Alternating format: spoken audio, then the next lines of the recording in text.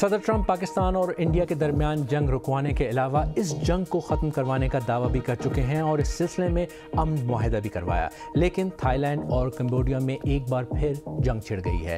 دونوں ملکوں میں سرحد پر تنازع تو 100 سال سے چل رہا تھا، لیکن پچھلے کچھ برس میں ایک بدھسٹ ٹیمپل کی وجہ سے دونوں ملکوں میں کشیدگی ہوئی اور اب یہ دونوں جنگ کے دہانے پر آئے ہیں۔ میں ہوں خالد کرامت اور یہ آج BBC نیوز اردو کے پروگرام جہانما کی ہماری ٹاپ سٹوری ہے۔ اس کے علاوہ پروگرام میں کچھ ایسی سٹوریز بھی شامل ہیں جن پر بہت بات ہو رہی ہے۔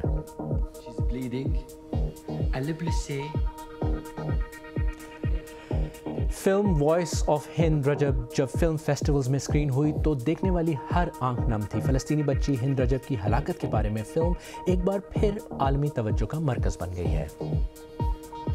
اور انڈین ایئر لائن انڈیگو کی وجہ سے ملک میں ہوائی سفر کرنے والے شدید مشکلات کا شکار ہیں، لیکن اس بحران کی وجہ کیا ہے؟ تھائی لینڈ کے فائٹر جیٹ سرحد پار کمبوڈیا میں بمباری کر رہے ہیں۔ دوسری جانب کمبوڈیا پر بھی تھائی لینڈ پر حملوں کا الزام ہے۔ اس تازہ لڑائی میں اب تک 3 تھائی فوجی اور 7 کمبوڈین سویلین ہلاک ہو چکے ہیں۔ اس لڑائی کے بیک گراؤنڈ پر بھی بات کریں گے، لیکن پہلے یہ سمجھنے کی کوشش کرتے ہیں کہ اس وقت وہاں کیا ہو رہا ہے۔ تفصیل کے ساتھ غضنفر حیدر۔ کمبوڈیا نے کہا ہے کہ ان کی فورسز نے کل رات اور منگل کی صبح تھائی لینڈ کے خلاف جوابی کارروائی کی ہے۔ کمبوڈین حکام کے مطابق انہوں نے سیز فائر کا 24 گھنٹے تک احترام کیا، لیکن اب وہ اپنے دفاع کے لیے سرگرم ہیں، جبکہ تھائی حکام کا کہنا ہے کہ ان کے لڑاکا طیاروں نے دوبارہ کمبوڈیا کے اندر مختلف ٹارگٹس پر فضائی حملے کیے ہیں۔ اقوام متحدہ نے دونوں ملکوں سے کشیدگی کم کرنے کی اپیل کی ہے۔ تھائی فوج کے مطابق ہزاروں افراد دوبارہ عارضی پناہ گاہوں کی جانب منتقل کیے جا رہے ہیں، کیونکہ آج صبح کمبوڈیا کی جانب سے متعدد راکٹ فائر کیے جانے کی اطلاع ملی۔ ان راکٹس کا استعمال جولائی میں جنگ بندی طے پانے کے بعد پہلی بار ہوا ہے۔ دونوں فریقین ایک دوسرے پر شہری علاقوں میں فائرنگ کا الزام عائد کرتے ہیں۔ تھائی فوج کا دعویٰ ہے کہ کمبوڈیا نے ملٹیپل لانچ راکٹ سسٹم اور بم گرانے والے ڈرونز شہری علاقوں میں استعمال کیے ہیں، جبکہ کمبوڈیا کا کہنا ہے کہ تھائی فوج نے سرحدی صوبے پرست میں شہری علاقوں پر بلا امتیاز فائرنگ کی ہے۔ تھائی وزیر اعظم نے گزشتہ روز ملک کی سلامتی کونسل کی طرف سے ایک قرارداد کے بعد ایک ٹیلی ویژن خطاب میں کہا تھا کہ فوجی آپریشن تمام حالات کے مطابق انسانی حقوق کی پاسداری کے اصولوں کے تحت احتیاط کے ساتھ کیے جائیں گے۔ تھائی لینڈ اپنی خود مختاری کی خلاف ورزی برداشت نہیں کرے گا اور مناسب اقدامات کرے گا، لیکن ساتھ ہی ہم امن، استحکام اور انسانی ہمدردی کے اصولوں کی پابندی بھی کریں گے۔ تھائی حکومت نے الزام عائد کیا ہے کہ کمبوڈیا سرحدی علاقوں میں بارودی سرنگیں بچھانا جاری رکھے ہوئے ہے، جس سے متعدد تھائی فوجی زخمی ہوئے ہیں۔ کمبوڈیا اس وقت ان 18 فوجیوں کی رہائی کا مطالبہ کر رہا ہے جنہیں تھائی فورسز نے جولائی میں حراست میں لیا تھا۔ ان تازہ جھڑپوں سے پہلے دونوں ملکوں کے درمیان جولائی میں شدید لڑائی سے 40 سے زیادہ افراد ہلاک ہوئے تھے، جو ایک سرحدی جھڑپ کے دوران شروع ہوئی جس میں کمبوڈیا کے ایک فوجی کی ہلاکت ہوئی تھی۔ غضنفر حیدر تفصیلات بتا رہے تھے۔ تھائی لینڈ اور کمبوڈیا کے درمیان جھگڑا جو ہے وہ 1 صدی سے زیادہ پرانا ہے اور یہ کمبوڈیا پر فرانسیسی قبضے کے بعد شروع ہوا جب دونوں ممالک کے درمیان سرحدیں کھینچی گئیں۔ اس پر دوبارہ کشیدگی 2008 میں اس وقت شروع ہوئی جب کمبوڈیا نے متنازع علاقے میں واقع 11ویں صدی کے ایک بدھسٹ ٹیمپل کو یونیسکو کے عالمی ثقافتی ورثے کے طور پر رجسٹر کروانے کی کوشش کی۔ اس پر تھائی لینڈ کی طرف سے سخت احتجاج کیا گیا۔ دونوں ملکوں میں کئی سال سے جھڑپیں ہو رہی ہیں اور دونوں ہی طرف سے فوجی اور سویلین جو ہیں وہ مارے گئے ہیں۔ اس سال مئی میں ایک جھڑپ میں کمبوڈیا کے ایک فوجی کی ہلاکت کے بعد دونوں ملکوں میں پھر لڑائی شروع ہو گئی اور ان کے آپس کے تعلقات 1 دہائی سے زیادہ عرصے میں اپنی کم ترین سطح پر آ گئے۔ اس کشیدگی میں کم از کم 48 افراد ہلاک ہوئے تھے اور ہزاروں بے گھر ہوئے جب لڑائی 5 روز تک جاری رہی تھی۔ اس کے بعد صدر ٹرمپ نے مداخلت کی اور ملیشیا کی مدد سے جنگ بندی کا معاہدہ کرایا۔ بینکاک سے BBC تھائی کی نامہ نگار پنیسا اموچا تفصیلات بتا رہی ہیں۔ ہم نے ملیشیا کے وزیر اعظم انوار ابراہیم کو تھائی لینڈ اور کمبوڈیا کے رہنماؤں کے ساتھ تشویش کا اظہار کرتے ہوئے دیکھا، جس میں وہ صبر کے مظاہرے کا کہہ رہے تھے، جو ہم نے نہیں دیکھا۔ وہ امریکہ کے صدر ڈونلڈ ٹرمپ کی طرف سے ان دونوں ممالک کے درمیان امن کے قیام کے لیے کوشش کر رہے تھے، حالانکہ وہ اکتوبر میں کمبوڈیا اور تھائی لینڈ کے درمیان مشترکہ ڈکلیریشن پر دستخط کے وقت موجود تھے۔ اور اب انڈیا کا رخ کرتے ہیں، جہاں ایئر لائن انڈسٹری کی وجہ سے لوگ بہت ہی مشکل میں ہیں۔ انڈیا کی سب سے بڑی ایئر لائن انڈیگو اس وقت ایک تاریخی بحران سے گزر رہی ہے۔ ایئر لائن کی ہزاروں پروازیں منسوخ ہوئی ہیں اور لاکھوں مسافر متاثر ہوئے ہیں۔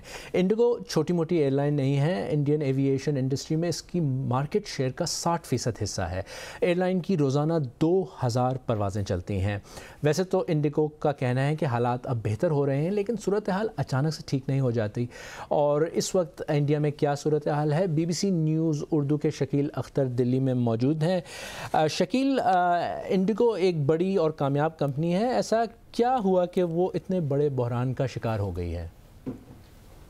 خالد، یہاں پہ جو سول ایویشن محکمہ ہے اس نے ایک نارمز اور ضابطہ لے کے آئی تھی، جس کے تحت یہ طے ہوا تھا کہ پائلٹس اور کیبن کریو جو ہے اس کو ایک ہفتے میں 36 گھنٹے کے بجائے 48 گھنٹے آرام دیا جائے گا، تاکہ مسافروں کی سیفٹی کے نقطہ نظر سے یہ قدم اٹھایا گیا تھا۔ اسے دوسری ایئر لائنز نے نافذ کر دیا، لیکن انڈیگو نے اسے نافذ نہیں کیا تھا، اور جب دباؤ میں اس نے نافذ کرنا شروع کیا تو پائلٹوں اور اسٹاف کی کمی پڑ گئی۔ پہلے کچھ فلائٹس کینسل ہوئیں اور رفتہ رفتہ 5 دسمبر کو کولیپس ہو گئیں اور 1600-1700 فلائٹس جو ہے منسوخ کرنی پڑیں، اور رفتہ رفتہ 2-3 دنوں کے اندر ایسی افراتفری مچی ہے کہ تاریخ میں ایویشن کی تاریخ میں انڈیا میں نہیں دیکھی گئیں۔ تو یہ صورتحال جو نارمز کو جو پائلٹوں کی جو کمی تھی اچانک نافذ کرنے سے پیدا ہوئی۔ جی شکیل، جب فلائٹس کینسل ہوتی ہیں تو لوگوں کی قطاریں لگ جاتی ہیں ایئرپورٹس پر، لوگوں کے پاس کہیں جانے کو جگہ نہیں ہوتی۔ یہ بتائیں آپ کیا صورتحال ہے، مسافروں کے جو مسائل ہیں ان سے کیسے نمٹا جا رہا ہے؟ دیکھیں، اس میں تھوڑا سا گورنمنٹ نے انہیں نرمی کر دی ہے اور کہا ہے کہ آپ فروری تک جو ہے اس کو نافذ کرنے میں انہیں نرمی دی ہے، تو انہوں نے فلائٹ شروع کر دی ہیں اور کافی حد تک ان کی ریسٹور ہو رہی ہیں۔ تو رفتہ رفتہ مسافر، ایک تو بڑی تعداد میں ان کے کینسل ہو گئے ہیں ٹکٹ، اور باقی مسافر جو جہاز اس وقت مل رہے ہیں انہیں بٹھا کر بھیجا جا رہا ہے۔ دلی سے تفصیلات کا بہت بہت شکریہ۔ اور ایک بار پھر لوگ وائس آف ہند رجب کے بارے میں بات کر رہے ہیں۔ یہ ایک فلم ہے جس کی سکریننگ پر وینس فلم فیسٹیول کی تاریخ میں فلم کو سب سے لمبا سٹینڈنگ اویشن ملا۔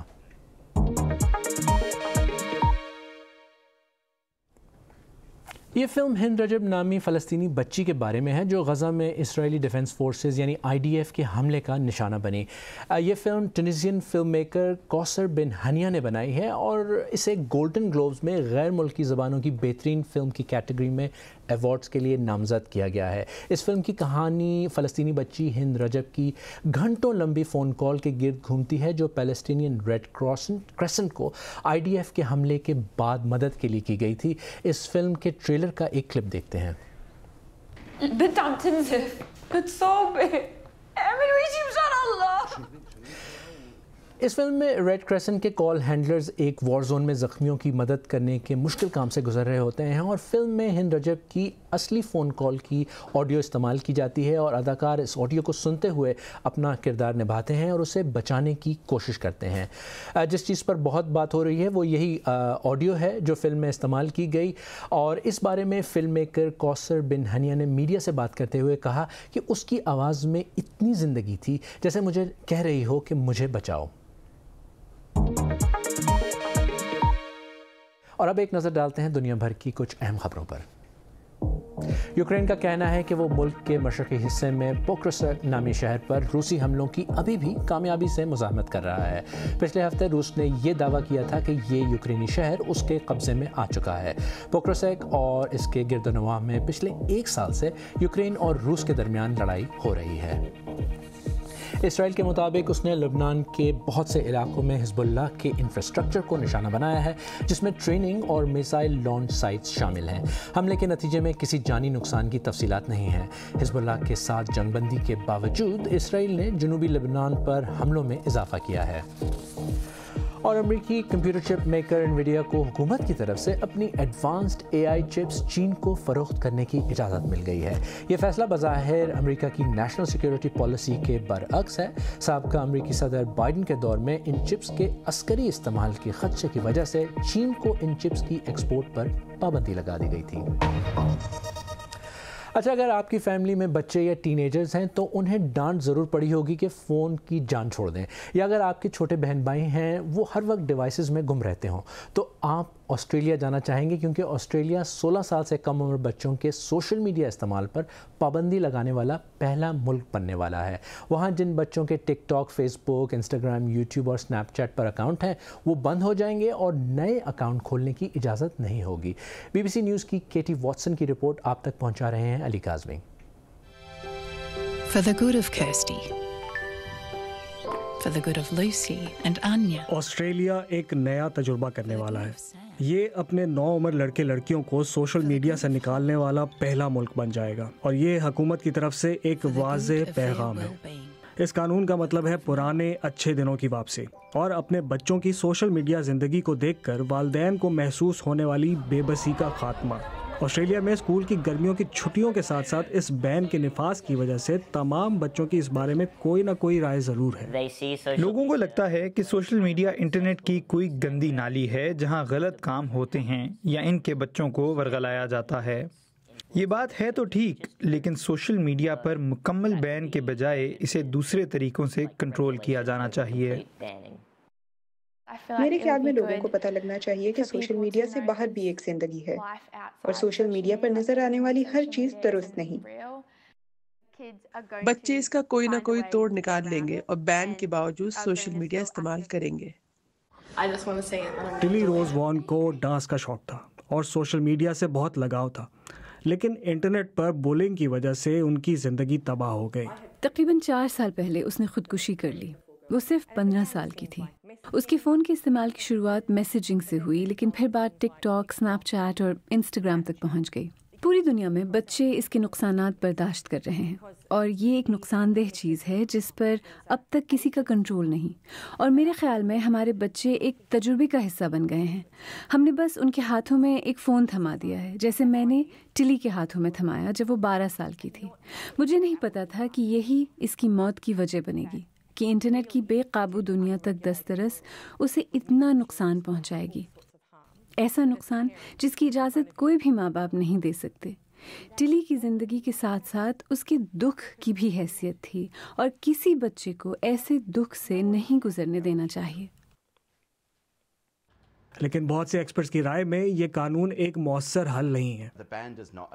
یہ بس ان مسئلوں کے سامنے ایک بڑا دروازہ بنانے کے مترادف ہے جسے یہ بچے صرف 3 اضافی سالوں کے لیے کھول نہیں سکیں گے۔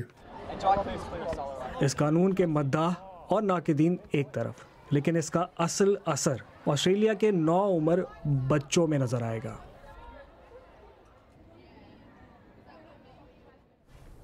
اچھا، اب آپ تصور کریں کہ آپ ریسٹورانٹ جائیں، جو کھانا آئے وہ آپ کے آرڈر سے بالکل ہی مختلف ہو، کیا کریں گے آپ؟ جاپان میں ایک ریسٹورانٹ ہے جس میں لوگ اس بات کا ذرا بھی برا نہیں مناتے۔ یہ جاپان میں ڈیمنشیا کے شکار افراد کی مدد کا ایک طریقہ ہے۔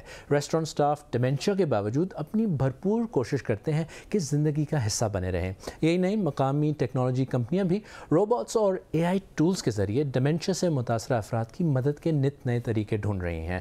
BBC نیوز کے لیے یہ رپورٹ سرنجنا تیواری نے بنائی ہے، اسے آپ تک پہنچا رہی ہیں ختیجہ عارف۔ یہ مسٹیکن آرڈرز کا کیفے ہے جہاں آپ کو اپنا درست آرڈر نہ بھی ملے یا آرڈر ملے ہی نہیں پھر بھی کوئی شکایت یا ہنگامہ نہیں ہوتا۔ یہ کیفے ان بزرگ افراد کو بطور ویٹر ملازمت دیتا ہے جو ڈیمنشیا یا یادداشت کی بیماری میں مبتلا ہیں۔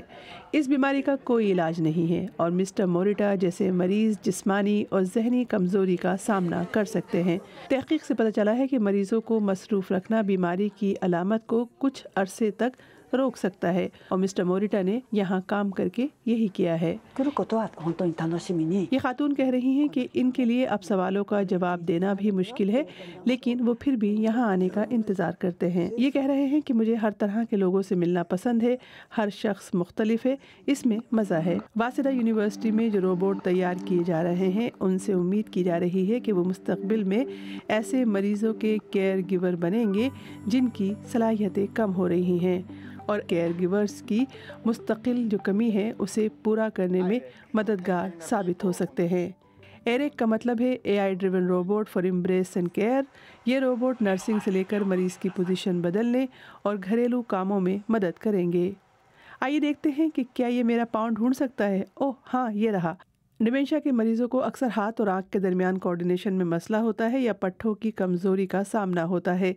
اس لیے روبوٹ بنانے والی کمپنی کو امید ہے کہ ایسے روبوٹ بنا کر وہ مریضوں کو عام سے سادہ کاموں میں مدد فراہم کر سکیں گے. By developing robots like this, they'll be able to help them with these simple tasks. Robot انسانی کیئر گیورز کا متبادل نہیں ہیں، بلکہ وہ بس ایک مددگار ذریعہ ہیں. وہ کچھ کام کر سکتے ہیں لیکن ان کا اصل کام انسانی کیئر گیورز اور مریضوں کو اسسٹ کرنا ہے. ٹیکنالوجی کمپنیاں ڈیمنشیا کی تشخیص کے نئے طریقہ کار بھی تیار کر رہی ہیں، جن میں سے ایک فوجسو کا ٹول ہے. چلتے وقت پاؤں گھسیٹنا، رفتار کم ہونا یا مڑنے میں مشکل پیش آنا، یہ سب ڈیمنشیا کی ابتدائی علامات ہو سکتی ہیں. AI گیٹ ڈھانچے کی شناخت کے ذریعے جسمانی حرکت اور پوسچر کا جائزہ لیتا ہے. اگر ڈاکٹرز چلنے کے انداز یا جسمانی حالت جیسے موشن کیپچر ڈیٹا استعمال کر سکیں تو وہ جلد مداخلت کر سکتے ہیں، علاج تجویز کر سکتے ہیں اور ڈیمنشیا کے آغاز کو مؤخر کر سکتے ہیں. ڈیولپرز کوشش کر رہے ہیں کہ روبوٹس مریضوں کو جذباتی سہارا دیں، جن میں یہ چھوٹا روبوٹ شامل ہے جو ہر جگہ ساتھ لے جایا جا سکتا ہے. شارک کمپنی نے ایک جیب میں رکھنے والا روبوٹ متعارف کروایا ہے جس کا نام پوکیٹومو ہے. یہ صرف 12 سینٹی میٹر لمبا ہے، آپ کے ہاتھ میں سما سکتا ہے، یہ بیک پر لٹکایا بھی جا سکتا ہے اور پھر بھی اتنا ذہین ہے کہ یہ آپ سے بات کر سکتا ہے، سن سکتا ہے اور آپ کی باتیں یاد رکھ سکتا ہے. یہ خاتون کہہ رہی ہیں کہ مریضوں کو دوا لینے کی یاد دہانی کرا سکتا ہے. یہ اکیلے رہنے والوں کے لیے محض ایک بات چیت کرنے والا ساتھی بن سکتا ہے. یہ انوویشنز ابھی انسانوں کی جگہ نہیں لے سکتے، لیکن یہ اس طرح کا کام کر سکتے ہیں جیسے اسکریننگ، مریضوں کو کیئر دینا اور بوڑھے لوگوں کو زیادہ عرصے تک ایکٹیو اور مصروف رکھنا. اگر آپ کو یہ سٹوریز پسند آئیں یا ہمارا پروگرام پسند آیا، جو ڈیفینیٹلی آیا ہوگا، تو ہمارے یوٹیوب اور فیس بک پیج پر آئیں، وہاں آپ پروگرام دوبارہ دے سکتے ہیں اور اپنے فرینڈس کے ساتھ شیئر بھی کر سکتے ہیں. یہاں پر BBC نیوز اردو کی ویب سائٹ کی ایک سٹوری جو ہم نے پروگرام میں بھی بات کی، 60% مارکیٹ شیئر والی انڈیگو مشکل میں ہے. یہ خبر آپ ہماری ویب سائٹ پہ پڑھ سکتے ہیں. آج BBC نیوز اردو کے پروگرام جہانما میں بس اتنا ہی. خالد کرامت کو اجازت دیجیے، کل پھر ملاقات ہوگی، تب تک اپنا خیال رکھیے.